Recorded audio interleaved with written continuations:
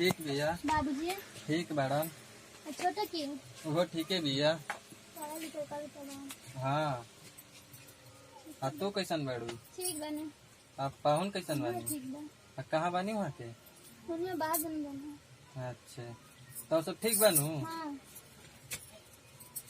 अरे सास ससुर कैसन बान जा?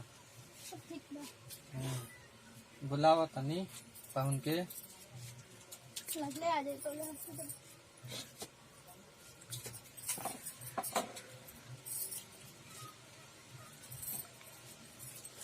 ये ठीक बा।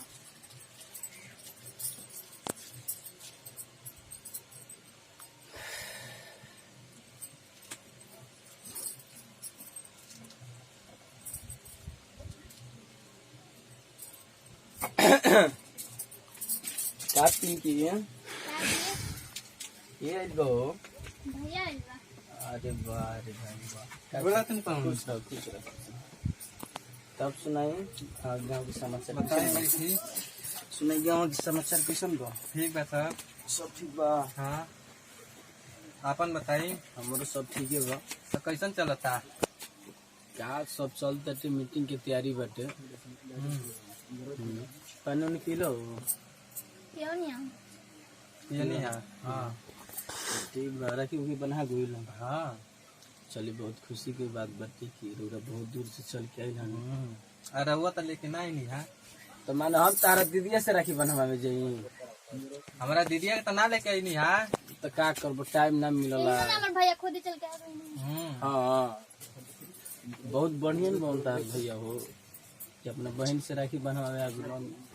ना हमार बहन भाई सन की का कहीं हम ही नीति बनी कि हम जात नहीं किया तो जाई के हम राखी उखी बनवाई थी। तो और सब बताई। और सब ठीक है बाटे। अभी मीटिंग में गई रही जननी। अब ओकरा बाद सोचत कहीं कि कोनो आई तो भरी कोनो चीज के फार्म भरम। तार दीदिया के टोला सेवक में भरवावत तनी। अच्छा। हाँ टोला सेवक में रही हैं।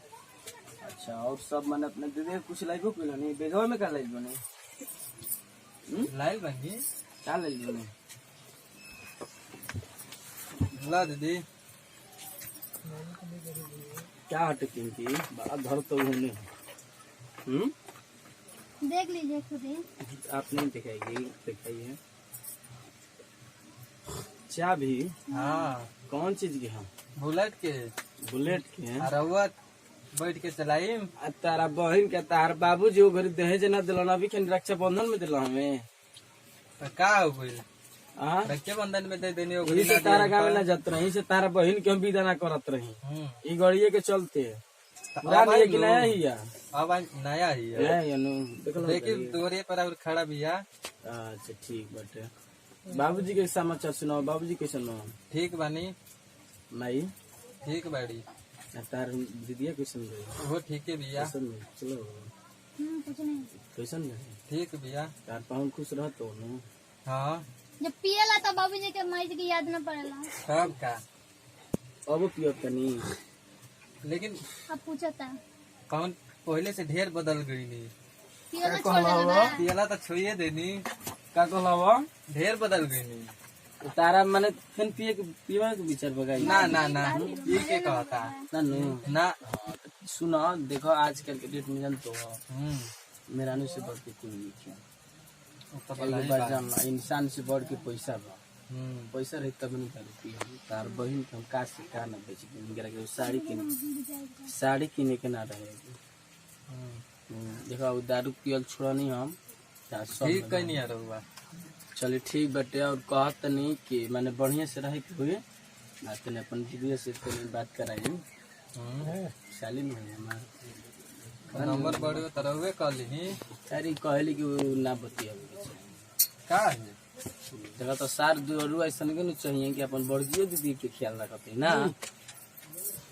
अच्छा भैया हमनी के एगो छोटा मोटा वीडियो रहे और रक्षाबंधन के तरफ से रहे और देखी जाए हमनी के जैसे कि एगो भाई बहन के प्यार होला ओकरा के बीच में हमनी के छोड़ला ही जा। देखी जा हम देखिए ऐसा भाई बने कि देखिए हमारे एक ही बहन बिया लेकिन हम बानी है जी हमारे बहन बिया हो जी। लेकिन देखी जा ऐसा करम जा ऐसा करम जा कि हमने की देखी जा जहाँ भी हो जा, जहाँ भी नौकरी करी जा, अपना बहन देखी जा रहा सब जहाँ कहीं भी होकी जा, कौन चीज का नौकरी करी जा या चाहे कुछ भी करी जा, लेकिन एक ही बार आवेला एगो भाई बहन के प्यार ओकरा में आई के बनवावे के होई।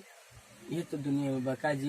देखिए जब भैया हमने के हमार नाम पर नंद प्रकाश, यहाँ के हमारे छोटू और यहाँ के हमारे लागम भाई, लेकिन अभी तो सारे बनल बनी, और यहाँ के पिंकी सिंह देखम जा, और हमने की आशीर्वाद दी जा भैया। और देखी जा अगर हमने की अच्छा वीडियो लगी तो क्या करेगा पिंकी? लाइक कीजिए, सब्सक्राइब कीजिए और क्या करेंगे छोटू? कमेंट कीजिए। और देखी जा और अगला वीडियो देखे खोखी तो घंटी के बटन दबा देंगे। प्रणाम भैया।